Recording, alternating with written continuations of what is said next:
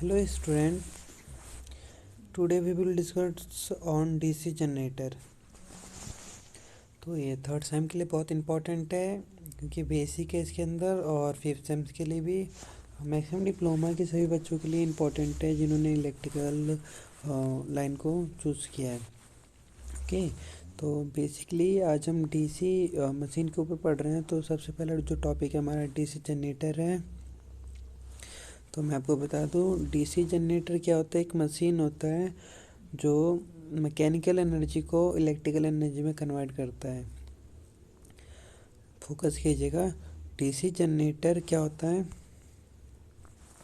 DC generator एक machine होता है जो मैकेनिकल एनर्जी को इलेक्ट्रिकल एनर्जी में कन्वर्ट करता है। DC generator are a machine which are use for convert mechanical energy into electrical energy. Okay, basically इनके दो इम्पोर्टेंट पार्ट होते हैं। पहला है मैग्नेटिक फील्ड एंड दूसरा है क्या, कंडक्टर। इसमें मैं आपको ऑन द फिगर के माध्यम से समझाता हूँ। हमारे पास दो मैग्नेटिक नॉर्थ पोल, एक साउथ पोल, ठीक है। अब आप देख सकते हो कि बीच में ये कॉइल है। कॉइल आप देख सकते हैं, कॉइल है कॉपर की। मैक्सिमम जनरेटर हो या मोटर हो, नाउ डेज कॉपर ही मैक्सिमम यूज किया जाता है। एल्युमिनियम में भी फ्यूचर में यूज हो, ठीक है, लेकिन अभी जो करंट में यूज हो रहा है वो कॉपर यूज हो रहा है, बिकॉज कॉपर की कंडक्टिविटी अच्छी है more than aluminium, and comfortable है, कुछ खासियत है, ठीक है। तो इसमें हो क्या रहा है, देखिए, दो मैग्नेट के बीच में कॉइल को अगर रोटेट करवाया जाए। अब जो ये कॉइल है कैसे रोटेट हो रहा है, टरबाइन के थ्रू, अदर मशीन के थ्रू, यानी कॉइल रोटेट हो रहा है, कॉइल गोल गोल घूम रहा है, ठीक है। तो बेसिक देखिए, आपके पास एक नॉर्थ पोल हो गया, एक साउथ पोल हो गया।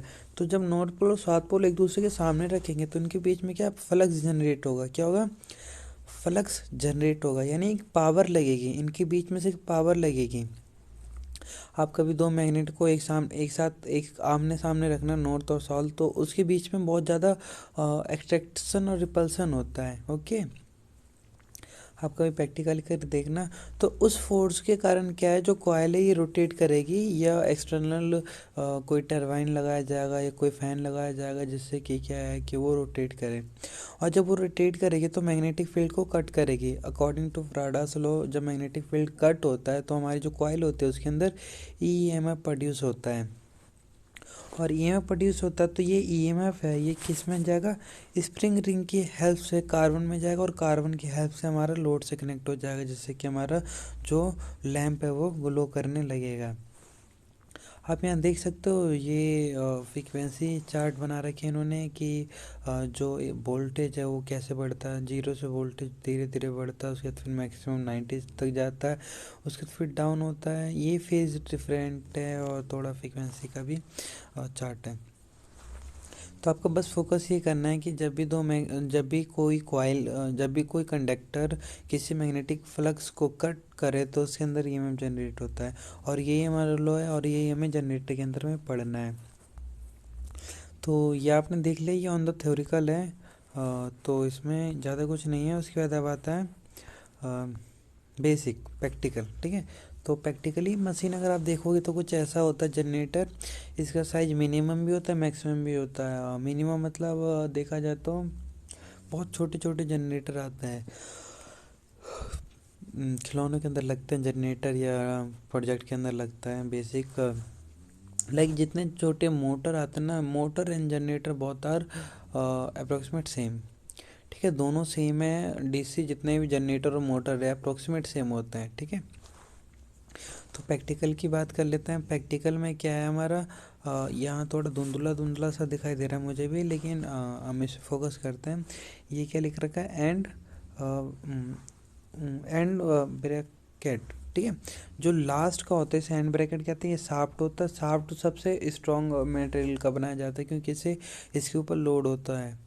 ओके, जो बीच में दिखाई दे रहा है ये आर्मेचर है, और ये स्टार्टर है, और ये फ्रेम है, और ये वायरिंग है, और ये आपको ये लाइनिंग देख सकते हो आप, ठीक है। और ये आर्मेचर बीच में जो रोटेट करेगा, जिसके ऊपर कॉइल लिपटी पड़ी है। तो ये सेम ऐसा ही होता है। आप मैं इसके बारे में थोड़ा नीचे बता देता हूँ।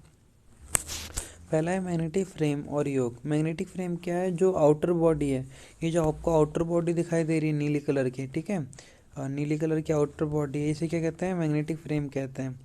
उसके बाद आता है पोल और कोर, पोल सूज, और ये इसके अंदर येलो कलर का जिसके अंदर कॉइल, उसके बाद कॉइल आती है, उसे कहते हैं पोल कोर एंड पोल सूज, ठीक है। उसके बाद आता है पोल कॉइल।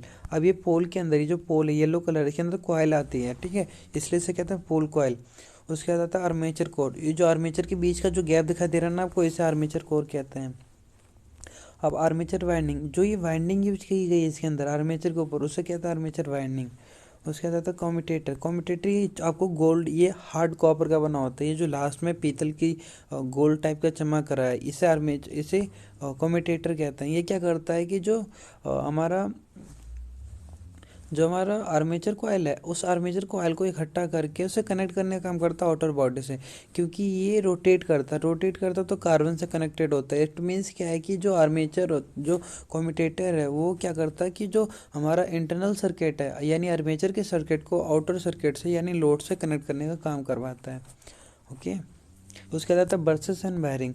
वायरिंग क्या करता है? फ्रिक्शन को कम करता है। वर्सेस क्या करता है कि जो हमारा इंटरनल सर्किट है उसे आउटरनल सर्किट से जोड़ने का काम करता है। वर्सेस कार्बन, जो वर्सेस होता है वो कार्बन के बने पड़े होते हैं।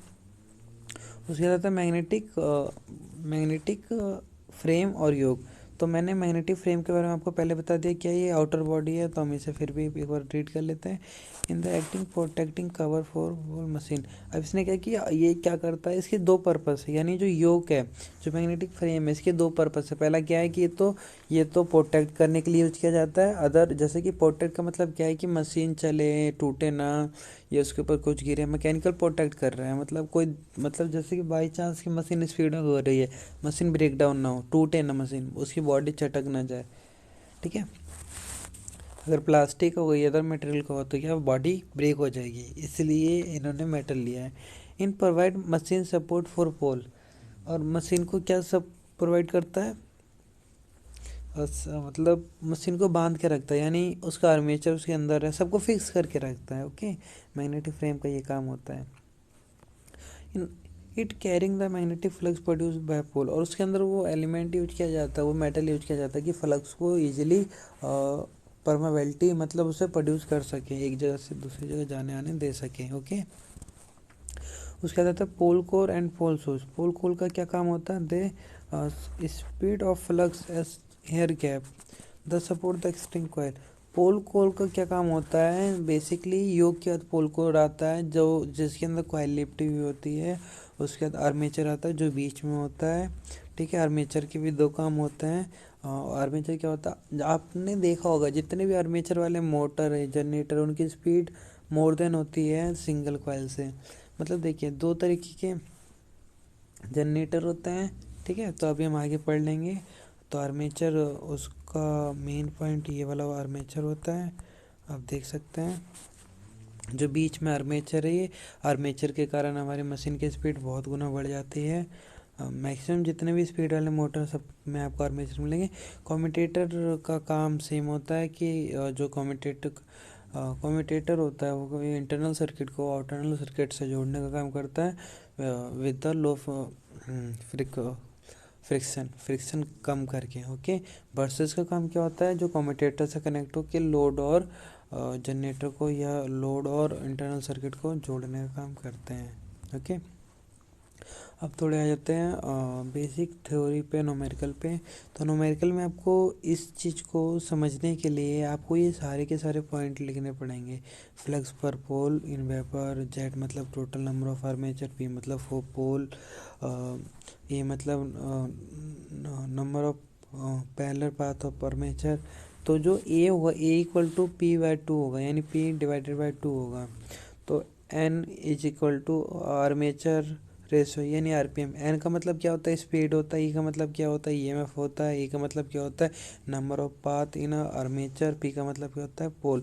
इट मीन्स आपको क्या है कि जितने भी पॉइंटर हैं इन सबको कॉपी में लिख के रीड करना है, इसका मतलब क्या होता है, इसका मतलब क्या होता है। क्योंकि पूरे मशीन में आप कोई भी किसी भी क्लास में चले जाइए, यही पी का मतलब पोल ही मिलेगा, ई का मतलब ईएमएफ ही मिलेगा, एन का मतलब स्पीड ही मिलेगा। तो ये आपके फ्यूचर के लिए भी बहुत इंपॉर्टेंट है और अभी के लिए भी इंपॉर्टेंट है। और बेसिक हमारे में न्यूमेरिकल नहीं है तो हम इसे छोड़ देंगे, लेकिन ये इंपॉर्टेंट है, फिर भी आप इसे कॉपी में लिख लीजिएगा, रीड कर लीजिएगा। ओके, हमारे में बिल्कुल भी न्यूमेरिकल नहीं होता, थ्योरी बेसिस है। उसके बाद आता है टाइप ऑफ जनरेटर। तो बेसिकली जो जनरेटर होता है वो दो टाइप के होते हैं। तो मैं थ्योरी छोड़ के डायरेक्ट ही आपको डायग्राम दिखा देता हूँ, इससे आपको जल्दी समझ आ जाएगा। डीसी जनरेटर दो टाइप के होते हैं, पहला है सेल्फ एक्सिट और दूसरा सेपरेट एक्सिट। तो सेल्फ एक्सिट मतलब इसमें भी हम देखेंगे और सेपरेट वाले में देखेंगे। सेल्फ का मतलब क्या है, जो खुद पे खुद चालू हो जाए। जैसे क्या है कि अगर बाई चांस आपने जनरेटर को टरबाइन से कनेक्ट कर दिया है तो क्या होगा कि टरबाइन अपने आप ही घूमेगा और हमें यहाँ प्रोड्यूस हो जाएगा। लेकिन एक सेपरेट में क्या है, थोड़ा अलग है। तो पहले हम एक पढ़ते हैं। तो सेल्फ में आप देख सकते हो कि सेल्फ में तीन टाइप के दे रखे हैं, एक तो शंट है, दूसरा सीरीज है, तीसरा कंपाउंड है। शंट का मतलब होता है पैरेलल। इन्होंने जो दो कॉइल है, एक फील्ड वाइंडिंग है, एक आर्मेचर वाइंडिंग है, दोनों को उन्होंने पहले में जोड़ रखा है। दोनों को पहले में जोड़ने का मतलब क्या है कि वो सेपरेट वाइंडिंग होगी तो इसे शंट वाइंडिंग कहते हैं। क्या कहते हैं इसे? Shunt shunt type DC machine. उसके बाद आता है सीरीज। सीरीज में क्या देखिए, इसका जो दोनों वाइंडिंग है, separate field winding and armature winding, दोनों कनेक्ट किस में, सीरीज में कनेक्ट है, इसलिए इसे क्या कहते हैं, series self extend DC generator. उसके बाद तीसरा है कंपाउंड। कंपाउंड का मतलब क्या है, जिसमें शंट भी और सीरीज भी हो, मतलब इन दोनों का मिक्सिंग करके इन्होंने क्या बनाया, कंपाउंड बनाया। तो कंपाउंड भी दो टाइप के होता है, एक लॉन्ग शंट होता है, एक शॉर्ट शंट होता है। अब लॉन्ग शंट में क्या है कि जो आर्मेचर वाइंडिंग है वही सीरीज में है, ठीक है। और लेकिन जो शॉर्ट शंट में है उसमें क्या, armature winding plus field winding both are in series. अब देखा जाए तो इसमें दोनों सीरीज, इसमें एक सीरीज है, ठीक है। इतना ही अंतर है। सेपरेट में क्या, दोनों को अलग अलग कॉइल कर रखा है, यानी जनरेटर का अलग है, आर्मेचर का अलग है, फील्ड वाइंडिंग का अलग है। ओके, इनका आपको डायग्राम ही याद होना चाहिए, और इससे ज़्यादा ये बस ये डायग्राम इंपॉर्टेंट है, क्योंकि अगर आप एग्जाम में आया तो ये डायग्राम आपने बना लिया तो आपके मोर देन 8 नंबर कन्फर्म है। क्योंकि जो डायग्राम बच्चा याद कर सकता है वो लिख भी सकता है कि इसमें क्या अंतर, इसमें ओनली आपको क्या सेपरेट एक्सिट और इट मीन इसमें क्या है कि आपको बस इतना ही बताना है जो एग्ज़ाम होगा कि कितने टाइप के होते हैं और क्या क्या होते हैं। अब जनरेटर के बारे में पता है, जनरेटर मैकेनिकल एनर्जी को इलेक्ट्रिकल एनर्जी में कन्वर्ट करता है। और आपको पता है जी का मतलब क्या होना चाहिए, सिंबल किसे कहते हैं। तो बस इसका आपको डायग्राम इंपॉर्टेंट है, आप कुछ याद करो या ना करो। अगर आप वीक भी हो तो डायग्राम याद करोगे तो यू कैन राइट, बिकॉज बगैर डायग्राम के बगैर समझे आप इसे नहीं कर सकते। तो डायग्राम इंपॉर्टेंट है, आपको ये याद करना है। पूरा डायग्राम को अपना स्क्रीनशॉट लेके रख लो, then it is the more बहुत अच्छा रहेगा ये आपके लिए भी। और पॉज करके इसका स्क्रीनशॉट ले सकते हो, ठीक है। तो अब आता है डीसी मोटर पे। तो यहाँ तक हमने जनरेटर कर लिया, हम इसे एक बार रिव्यू कर लेते हैं, ठीक है। रिव्यू को इसमें इसका स्क्रीनशॉट लेके आप रख लीजिएगा, इसे थोड़ा इसका डायग्राम बना लीजिएगा। थोड़ा बेसिक इसमें भी कुछ है नहीं, इसमें सेल्फ एक्सटेंज जनरेटर दे रखा है और सेपरेट दे रखा है। इसमें रखा है कि जो मैग्नेटिक फील्ड ला रहा है, ठीक है। तो इसने जो ये जो मोटर हमारे पास, ये अदर मोटर पे डिपेंड करता है, यानी जो सेपरेट एक्सिट जनरेटर है इसे हमें एक्सटर्नल पावर प्रोवाइड करना पड़ता है रोटेट करने के लिए, ठीक है। सेल्फ में खुद हो जाता है, जैसे एक टरबाइन है, ठीक है। तो टरबाइन में क्या होगा, एक को हमें स्टार्ट करने के लिए एक्सटर्नल सोर्स से कनेक्ट करना पड़ेगा, तो वो होगा सेपरेट एक्सिट। और सेल्फ में क्या, जो खुद स्टार्ट हो जाए। तो दो टाइप के जनरेटर होते हैं, सीरीज वाला भी देख सकते हो, अंतर क्या ये भी देख सकते हो। इनके दोनों कॉइल अलग अलग है और इनके दोनों कॉइल सीरीज या पैरेलल में कनेक्टेड है। ओके, तो आज के लिए इतना ही। एंड आपको कोई भी प्रॉब्लम है, किसी तरीके कोई डाउट हो माइंड में, तो आप मुझसे कमेंट सेक्शन में जाके पूछ सकते हो। और बेसिक आप फिगर को देख के समझने की कोशिश करो, और मैं भी बहुत अच्छा परफॉर्मेशन कर पाओगे, क्योंकि मैंने भी बहुत सी प्रॉब्लम को फेस किया था। तो thank you for watching this video. And अगर कोई भी प्रॉब्लम हो तो कमेंट सेक्शन में जाके आप कमेंट करके पूछ सकते हो। Thank you so much.